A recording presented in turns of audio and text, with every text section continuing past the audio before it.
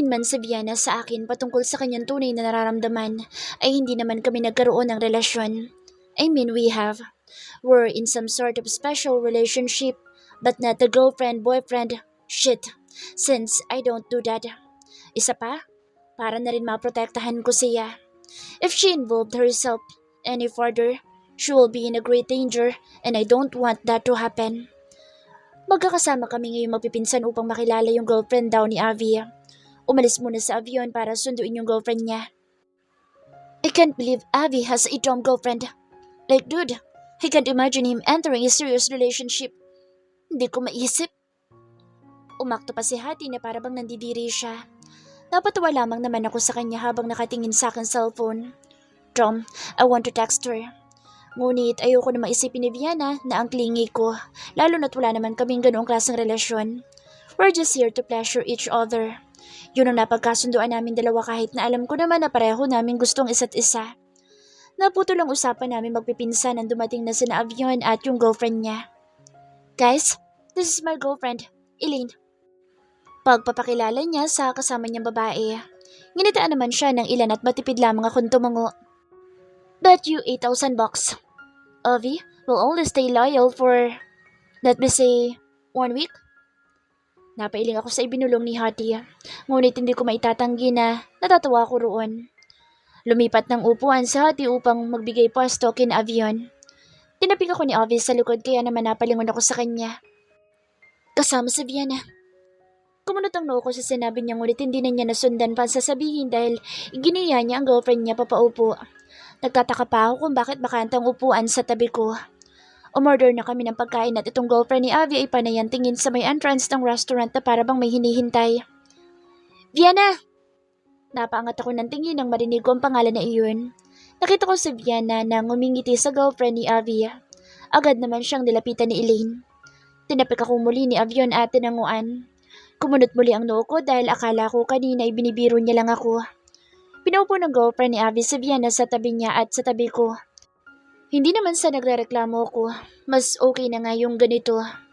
Kung ang kinin ko si Viana ay akala mo'y akin talaga siya. Basta ang alam ko, gusto ko lamang siya ipagdamot sa lahat ng tao. I just want her to be mine. Walang kaagaw at walang makakaagaw. Kaya nang malaman ko na nagpakita na naman ng kanyang ex-boyfriend at sinaktan pa ito ay hindi ako basta naupo lamang. Ipinahanap ko si Oliver upang pagbayarin siya sa ginawa niya kay Viana. Viana doesn't want me to kill him. Well, she's not a killer in mind. Kaya tang alam niya lamang para mabigyan ng hustisya ang ginawa sa kanya ng ex-boyfriend niya ay ang kasuhan ito. But that's not how I serve justice. Hindi ako ganoon kabait sa mga kalaban ko lalo na sa mga taong tinatangkang saktan ang babaeng kinahuhumalingan ko. Maawa kayo sa akin. Hindi ko sinasadyang saktan si Viana. I would never do that. Hindi ko kayang saktan sa Viana kasi mahal ko siya. Tila ng pantingan tenga ko sa narinig. Kaagad kong inapakan ng marahas ang kanyang muka. Paulit-ulit ko pa yung ginawa na halos madurog ang kanyang muka. Hinayaan kitang makatakas noong pagtangkaan mong gasain sa Viana dahil yun ang gusto niya. But now that you threatened her life, I am going to end yours. Ibinigay sa akin ni Adam ang isang revolver at nilagyan ko iyon ng bala bago itutok kay Oliver na halos mawalan na ng malay. Wala kang karapatang mawalan ng malay. Hindi pa ako tapos sa'yo. Nagmulat naman siya ng mga mata niya nang marinig niya ako. There's one bullet here. Let's play Russian roulette. Kapag sa unang kalabit ko'y walang bala, hahayaan kitang mabuhay. Hindi naman ako ganoong kasamang tao. Nakita ko na nabuhayan siya dahil sa sinabi ko. Para siyang asong tatangu-tangu sa akin kahit nakita ko ang kaba sa kanyang mukha. Okay, then let's play. At sa unang kalabit na ginawa ko, ay may balang tumama sa kanyang dibdiba. Kinalabit ko pa iyon ng 5 beses at lahat ng balay tumama sa katawan ni Oliver. Lahat ng lugar na delikadong tamaan ng bala ng baril ay inasinta ko. Napangisi ako habang pinagmamasdan ng wala ng buhay na katawan ng ex-boyfriend ni Viana. Too bad for you. It was loaded with bullets. Wala akong intensyong buhayin ka. Gago ka. Matapos ko sabihin iyon, ay ipinaligpit at linis ko na ang kalat upang maitapon ang katawan ni Oliver sa kung saan.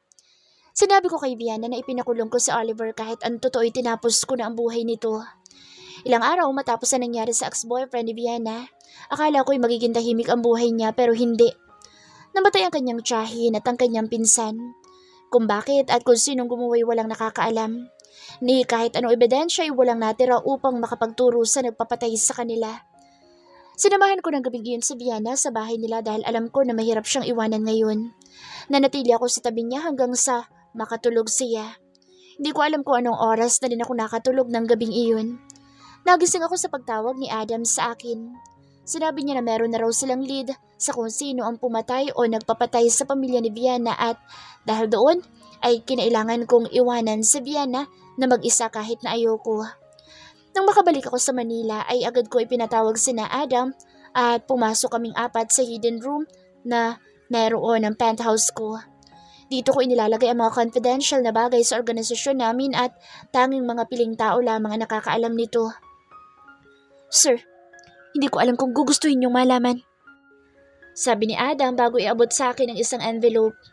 Kumunot pang akin noo dahil sa sinabi niya. Ganoon pa man, ay kinuha ko pa rin sa kanya yung envelope. Huminga siya ng malalim at halatang kung ano man ang laman nito ay hindi ko ikatutuwa.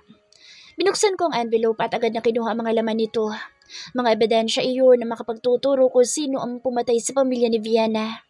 Nalaki ang aking mga mata nang makita ko kung sinong tinuturo ng mga ebidensyang iyon. Damn it! Yun lamang ang salitang lumabas mula sa aking bibig. Kahit na nasa harapan ko ng ebidensya ay hindi pa rin ako makapaniwala. How? Why? Sir, it was Mr. Vince. Tumingin ako ng masama kay Gerald.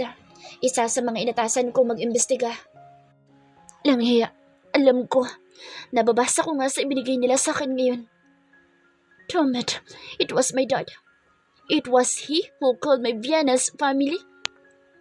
Pinalis ko na sina Adam dahil gusto ko mapag-isa. Gulong-gulong utak ko ng araw na iyon. Halos hindi ako makapasok ng maaga. Panay lamang ang isip ko kung paniniwalaan ko ba o ituturing na kasinungalingan. I don't really have a good relationship with my dad. Madalas ay nagagalit ako sa kanya dahil sa mga nagiging desisyon niya at mas lalo lamang lumala iyon nang hayaan niya si mom na umalis at hindi man lang tinangkang pigilan. I hate them both for that. Hinayaan nila na masaksihan ni Brina na masira ang pamilya namin sa hindi ko alam na dahilan. Ganoon pa man, hindi ko lubos maisip na papatay ng inosenteng tao si dad dahil lamang sa lupang gusto nitong bilhin mula sa pamilya ni Viana. Halos babasag at tumilapon sa kung saan bahagi ng kwartong kinaroroonan ko ang mga gamit na nasa ibabaw lamang ng lamesa ko kanina. Hindi ko alam kung anong iisipin ko. Paano ko sasabihin ito kay Viana? How can I tell her that the one who killed her family was my father? Napahagod ako sa aking buhok sa kakaisip kung anong gagawin ko. Hanggang sa makapasok ako sa opisina hindi ako makapagtrabaho ng maayos. Napasandal ako sa swivel chair at napapikit ang aking mga mata bago tumitig sa kisame. Nag-iisip pa rin kung paano ko ito sasabihin kay Viana. Nag-utos na rin ako muli kina Adam na maghanapan ng mas malakas na ebidensya laban sa tatay ko. Alam ko na pumapatay kami. Killing became part of our life. Walang malinis ang kamay sa pamilya ko. Lahat kami ay may bahid ng dugo na ibang tao sa aming mga kamay. Sa gawaing meron kami, madalas ay wala na rin kaming konsensya. Ganoon pa man ay hindi namin gawain pumatay ng taong inosente dahil lang sa pansariling kapakanan namin. And my dad just killed Viana's family. Shit. Wala iba lumalabas sa bibig ko kung hindi ang walang humpay na pagmumura. Tinawagan ko si Zov at si Hati dahil sa tingin ko ay sila lamang ang makakausap ko na maayos dito. I need some advice on what to do. I need someone to listen to what I have to say. Napansin ko mensahe ni Viana sa akin na hindi raw siya makakapasok hanggang sa libing ng kanyang tiyahin at pinsan. Gustuhin ko man siyang tugunan, ay hindi ko ginawa. Mas lalo lamang lalala ang magulong nararamdaman ko kapag ginawa ko iyon. This is rare, Bricks. Hindi ka naman pala yaya. Bakit mo kami tinawagan at sinabihang kitain ka rito? Nasa isang private room kami na isang sikat na bar. Pinareserve ko ito para sa amin tatlo. What's up? Tanong ni Zavian. Huminga ako ng malalim at naupo. Agad akong kumuha ng whiskey at nagsalin sa baso ko bago uminom. Kailangan ko muna magkaroon ng lakas ng loob upang buksan ang topic na ito. It's about Vienna. Panimula ko. Hindi ko nga alam kung paano ko ba dudugsungan iyon. Gusto ko na lamang puntahan si Dad at tanungin siya na lahat ng katanungang meron ako pero alam ko na sa estado ng pag-iisip ko ngayon ay hindi ko rin siya pakikinggan at iisiping palusot lamang niya ang kung ano mang sasabihin niya kung sakali. Which I know sucks. Oh, problema sa babae? Bakit? Ayaw na niya sa relasyong meron kayo? O ayaw mo na? Hindi ko alam kung nakakaramdam ba si Hati na seryoso ako at hindi nakikipagbiruan pero iisipin ko na lang na iniisip niya talaga nagbibiro ako. Shut it, Hati. Seryoso si Bricks, gago. Natatawa man at naiiling dahil kay Hati ay alam ko na handa na si Zav na makinig sa akin. Itinikom ni Hati ang kanyang bibig at tumango bago rin tumingin sa akin at tinihintayan kung ano mang sasabihin ko. Huminga ako ng malalim at muling uminom.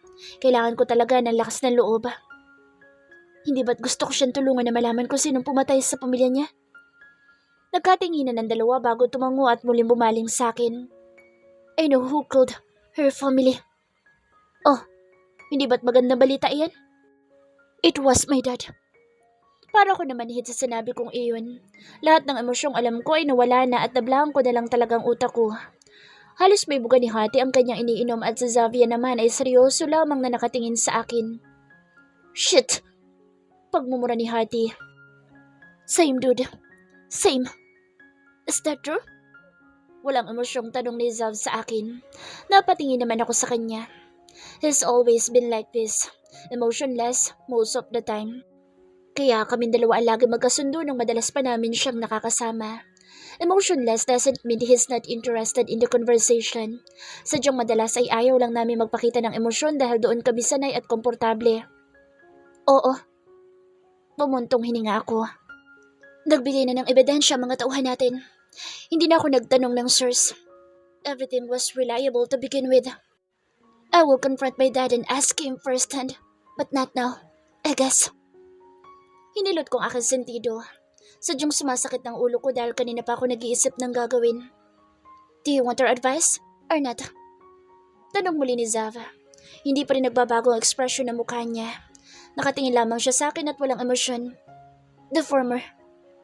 I need their insight. Gusto ko malaman kung anong dapat kong gawin.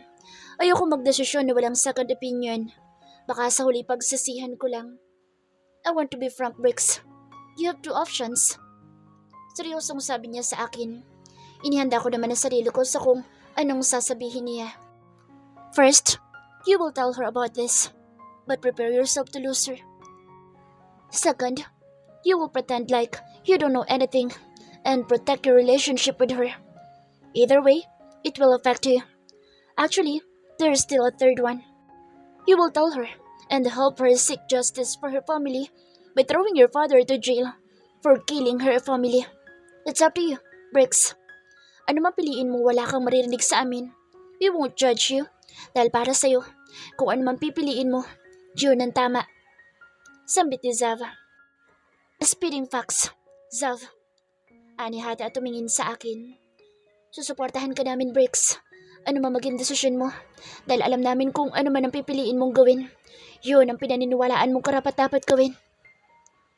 Ilang araw ko rin pinag-isipan iyong. Ilang araw din akong ginugulo ng mga sinabi nila. Hindi ako mapakali sa kung ano dapat kong gawin dahil kahit hindi maganda ang relasyon ko sa aking ama, ay ayokong sirain ang pamilya ko. Ganoon pa man, what he did was wrong. Hindi ko na muling nakausap si Vienna. Siguro may matatawag na pag-iwas ito sa kanya. Sa tingin ko lang, ito kasi ang tamang gawin ko sa ngayon. Kapag nag-usap kami nang wala ko sa sarili, baka kung ano lamang ang masabi ko sa kanya. Huminga ako ng malalim. Isang umaga at tinawagan ng aking ina. Gusto ko makausap siya. Pakiramdam ko ay may nalaman siya. Hello? Bricks? Hindi niya makapaniwalang pagbati sa akin nang tawagan ko siya. Sinabi ko sa kanya na gusto ko siya makausap at sinabi niya naman sa akin na pwede siya ngayon kaya kahit na may trabaho ako ay hindi ako nagdalawang isip na kitain siya. Nag-text na lang ako kay Rebecca na malilate ako sa trabaho. Hey Bricks, it's been a while. Bati sa akin ni Mom na magkita kami sa malapit na restaurant sa kanyang bahay na tinutuluyan. How have you been? It's been roughly 3 years since I last saw you, right? Nakangiti niyang sambit sa akin.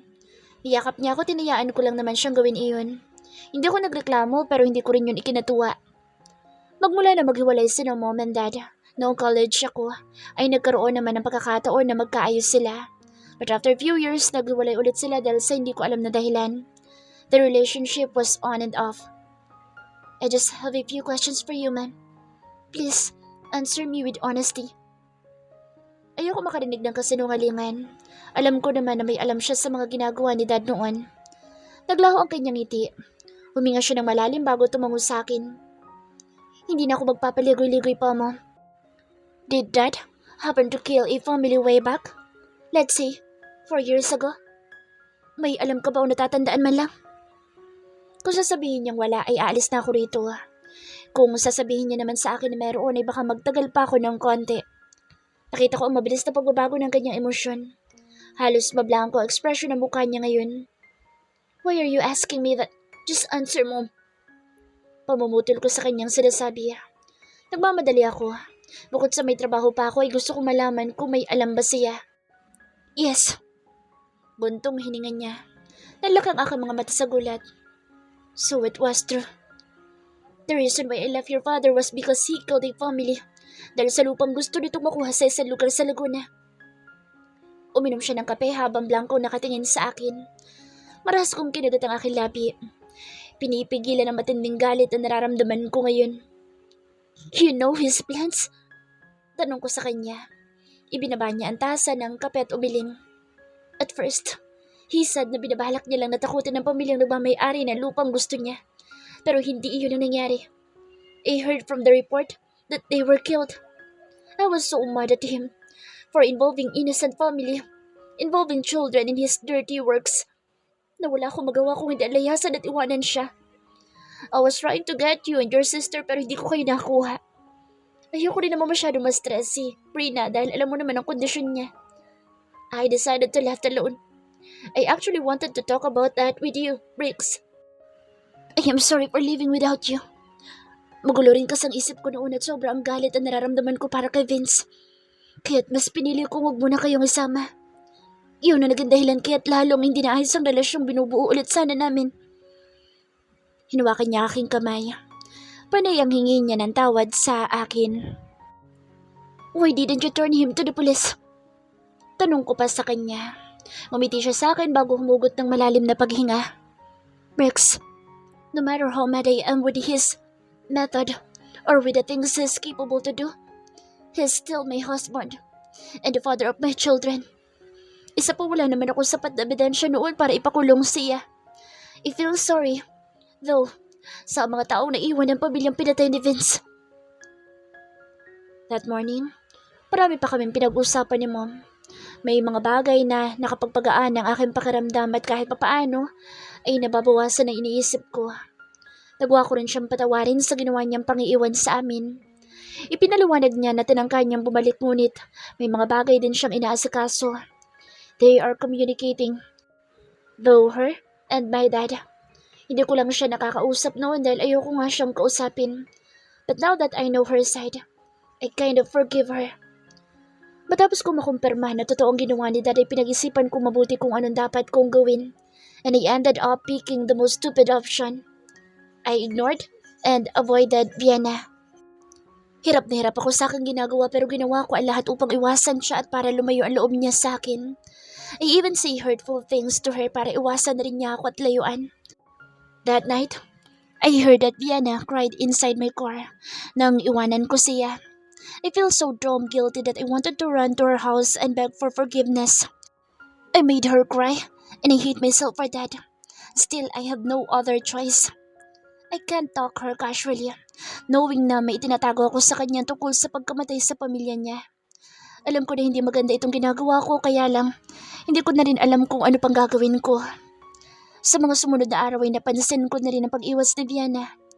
Sa mga araw din na iyon ay nararamdaman ko na ang drawback na ginawa ko sa kanya. Sa huli ako pa rin ang nahihirapan. Nalaman ko na lang na magkakilala sila ni Adam Mazariego. Sa sobrang selos ko na makita siyang magkasama, ay halos sundan ko sila nang malaman ko may lakad silang dalawa. Halos mabasag ko ang salamin ng kotse ko dahil sa galit dahil casual na nahawakan na ibang lalaki ang babaeng hindi ko na magawang maabot pa. It's my fault though. Wala akong ibang dapat na ibang sasihin sa nararamdaman kong ito kung hindi ako. She's better off without me. After all, I'm going to give her pain. That's what I have decided, but when I saw her collapsing on the ground in the middle of the rain, at the side of the road, I can't help but rush to her and aid her. Get the car. Utos ko sa driver ko na agad naman niyang sununod. Agad kong binuhat sa biyana at isinakay sa kotse ko. Dala na rin ang mga gamit niya. Hindi ko alam kung tama ba palitan ko siya ng damit pero wala akong ibang choice kung hindi gawin iyon. Lalo lamang siyang magkakasakit kung pananatilihin ko ang basa niyang damit. Kumuha ko sa aparador ko ng damit at pinalitan ng kanyang baro. Habang natutulog siya, tinawagan ko na rin ang doktor namin at pinatingnan siya. Sinabi niya na fatigue at stress daw siguro ang pinagmulan nito. Nagluto ako na maaari niyang makain habang tulog siya upang kapag nagising na siya ay may maipapakain ako sa kanya at makainom na siya ng gamot. Akala ko'y magiging madali sa akin ang pag-aalaga sa kanya ngunit kahit may sakit sa biyana ay ang tigas ng ulo niya. Mabuti na lang kahit papaano inananalo ako sa kanya. Muli siyang nakatulog at naisipan ko naman na matulog sa tabi niya. Naisip ko rin na matulog sa labas dahil alam ko maaaring ayaw niya ako makatabi ngayon but I just can't leave her. Baka habang nasa sala ako ay may hindi magandang mangyari sa kanya dahil sa lagnat niya. Hindi ako makatulog ngunit tinayaan ko lamang na nakapikit ang aking mga mata. Hanggang sa maramdaman ko ang kamay ni Viana na papalapit sa aking muka. Agad ko yung hinawakan at pinigilan sa kanyang binabalak gawin. Hinayaan ko sarili kong malamon ang sarili kong nararamdaman ng gabing iyon. Sa wakas ay inamin ko sa kanya ang tunay kong nararamdaman. Sinabi ko sa kanya ang mga salitang sa tingin ko'y kailangan niyang marinig. I love you. Those were the 3 words I'd never thought I would say to someone. It gave me both joy and pain. Masaya ako na maaaring pagkatapos ng gabing ito ay mapasa akin na siya sa wakas. Pero natatakot din sa maaaring kaakibat ng pagsugal kong ito. Simula ng gabing iyon, her life will completely change. Dahil sa akin at dahil sa nararamdaman namin dalawa. Gusto ko man siyang ilayo sa akin upang protektahan ngunit hindi ko rin palakayang hindi ko siya maangkin. Mas gugustuhin ko na isugal ang lahat. Protektahan siya sa abot ng aking makakaya. Basta ba't sigurado ako nakasama ko siya sa bawat laban na iyon. My decision might be a little selfish pero hindi ko ata kayang makita sa Viana na mapunta sa kamay ng ibang lalaki. Ganoon pa man, nagkaamanan man at lahat, mas pinili naming itago na lamang muna ang lahat sa ibang tao. Para na rin sa kaligtasan niya. She was so understanding. I think I fall a little more for her. Hanggang ngayon nagtatalo ang loob ko sa kung dapat bang sabihin ko ito sa kanya o wag na lang hanggang sa maipakulong ko ang aking ama. Naghahanap pa lang ako ng mas matibay na ebidensya laban sa kanya. So what's your plan? Itatago mo na lang ba sa kanya ang lahat hanggang sa matapos mo ito? Sa pagpapakulong kay Tito Vince? Wala kang balak ipaalam sa kanya, Bricks? Don't you think she has the right to know? Sabi sa akin ni Zav. Magkasama kaming dalawa ngayon dahil papunta kaming dalawa sa Sicily to do business and close a deal with a Sicilian mafia. Hindi ko alam. Gusto kong sabihin sa kanya pero natatakot ako na kapag nalaman niya ay pati ako'y masira sa kanya. Kahit si Dad lang naman na may kasalanan na lahat. Baka pati sa akin ay magalit siya kahit wala akong alam sa ginawang iyon ni Dad. I'm too scared to lose her. That's why my only option is to hide the truth. Napabuntong hininga ako. Hindi rin naman madali sa akin ang itago kay Viana ang totoo. Kung ganoon lang sana kadali, sinabi ko na, do whatever you think is right. You can handle everything just well. But if you're planning not to tell her anything, then hide every freaking evidence you've got. Natatawang sabi ni Zav sa akin. Napangisa ko't napailing. Inagod ng aking kanang kamay ang aking buhok bago sumandal sa kinaupan ko. How about you, Zav? What are you planning to do? Especially to Tito Javier. Pagtatanong ko sa kanya, alam ko naman na hindi lang ako ang may problema. Meron din siya. Don't worry. No one can change my mind. I have everything planned. Maging sa Dad ay hindi ako mapipigilan sa bala kong gawin. he said proudly. You were supposed to be the boss of. Nainis pa rin ako na akong napunta sa posisyong ito. Damn it. Pabiro ko sabi sa kanya. Pareho naman kaming tumawa. I don't want that. You can have it. Tiningnan ko siya at sinamaan ng tingin. Para namang gusto ko rin maging boss. Wala lang talaga akong choice. No, I don't even want to be here. Dahil sa pagiging mafia boss ko, ay hindi ko man lang pwede maging girlfriend ng babaeng gusto ko. Dahil kapag lumabas ito sa ibang tao at kumalat, malalagay siya sa kapahamakan. Naiiling na sambit ko. Come on now, you're doing great as the boss. Don't pass it on me. Natatawa pa rin niyang sabi sa akin. Kung hindi lang dahil sa nangyari sa pamilya mo noon, ay ikaw sanang nasa posisyon ko ngayon. Natahimik kaming dalawa. Hindi kami nagsasasihang dalawa. Masyado kami malapit sa isa't isa para maapektuhan ng mga simpleng salitang iyon. Well, I didn't expect it to happen as well. Me, being banished from the family. That is, he stated. Muli kami natahimik na dalawa. Well, I'm still happy for him. Being successful even without the help of his father is something else and commendable. Nagtataka pa rin ako sa'yo. Bakit ako ang ginawa mong consigliere? That's the decision that even Tito Javier cannot change. Because I am the only one who holds power to choose my consigliere since I am the new boss. I trust you, Zav. You're still my cousin and my best friend. We landed in Sicily. May isang kotse ang sumundo sa amin upang dalhin kami sa pupuntahan namin. Hindi namin alam kung makakaya namin silang kumbinsihin sa gusto namin mangyari sa loob ng isang araw lang. Kaya naman kung hindi ay maaari pa kami magtagal dito na 1 linggo. Tom, I want to see Vienna right now. Hindi ko lang talaga siya pwedeng dalhin dito dahil mapanganib. Ilang araw na rin na lumilipas simula nang makapunta kami rito sa Sicilia. Ilang araw na rin simula na magsimula ang negosasyon namin sa isang malaking mafia group dito. Like what I've said, if you're going to agree with our terms, we will supply you with different guns and drugs. We've been negotiating since Sunday but we still haven't closed the deal due to some disagreement with the terms. Kapag pumayag naman kami sa gusto nila, kami naman na maagrabyado. And this will be the last time we're going to revise our term for you, Mr. Caruso. Take it or leave it. I actually want to say die pero alam ko rin na hindi dapat kami ang magsimula ng gulo dahil nasa teritoryo nila kami. Hindi ata nagustuhan ng mga tauhan niya, sinabi ko kaya agad nila akong tinutukan ng mga baril nila. Mabilis din naman kumilos sa mga tauhan ko, tinutukan din si Caruso ng barila. Kalmado lang naman ako habang pinagmamasdan ko sila. Hindi ko natatakot. Baka bago pa tumaman sa akin ang bala ng mga baril nila ay dumadanak na ang dugo nila sa sahig. Sinanyisa ni Caruso ang kanyang mga tauhan na ibaba ang kanilang mga barila. Ginawa ko rin naman iyon at pinababa ang baril ng mga tauhan ko. Ibinigay niya ito sa consigliere nila upang pag-aralan. Napatingin naman sa akin iyon at palihim akong tumango sa kanya.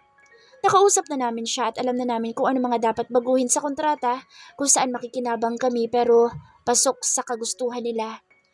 Bumulong ito kay Caruso at tumingin sa akin. Nanatili naman ang aking mga ngiti kahit na hindi ako sanay ng umiti ng matagal. Okay, Mr. Valiante, we will agree with your terms. Anunsyo niya sa akin. Gusto ko mangumisi dahil sa sinabi niya ipinanatili ko na lamang ang iting nakatapal pa kanina sa labi ko. Tumayo kaming dalawa at nakipagkamay sa isa't isa. I am looking forward working with you, Mr. Valiante. Sabi sa akin ni Mr. Caruso. Ngumiti akong muli sa kanya. The same goes here, Mr. Caruso. Matapos ang pag-uusap namin ay niyaya nila kaming pumunta sa isang villa nila dahil may magiging party raw doon. Hindi pa rin naman kami makakauwi ng Pilipinas kaya hindi ako nagmamadaling umalis. May mga bagay pa kami nga asikasuhin sa mga susunod na araw dito sa Sicilia. Pasakay na kami sa kotse na lumapit sa akin na isa sa mga tauhan namin. Tiningnan ko siya upang malaman ko anong kailangan niya. Boss, Mr. Vince is on the line. Anya at pinakita sa akin ang teleponong hawak niya. Tiningnan ko siyang muli bago ko nitong kinuha sa kamay niya ang telepono. Ano naman kayang dahilan at napatawag siya sa akin? Dad, bati ko sa kanya sa kabilang linya. Bricks, done with the deal?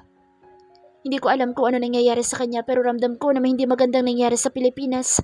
Kaya ganito siya ngayon. As long as it doesn't affect me, I don't give a damn. Yeah?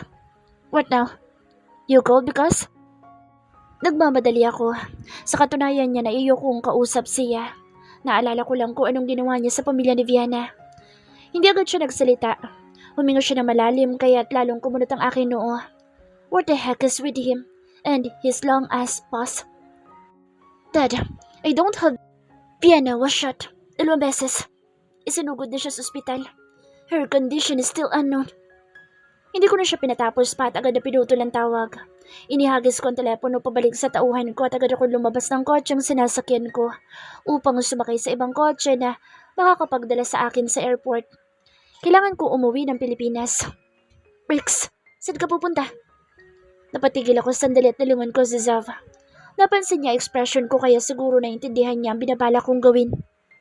Nabaril sa Viana. Kailangan ko nang umuwi. Walang pagdadalawang isip ko sabi sa kanya. Tumango si Zav sa akin. I understand. Ako na bahala sa mga natitirang dapat gawin. Take care. Tumango ako sa kanya at nagpasalamat. Agad naman akong iginiya ng mga tauhan ko papunta sa isang kotse.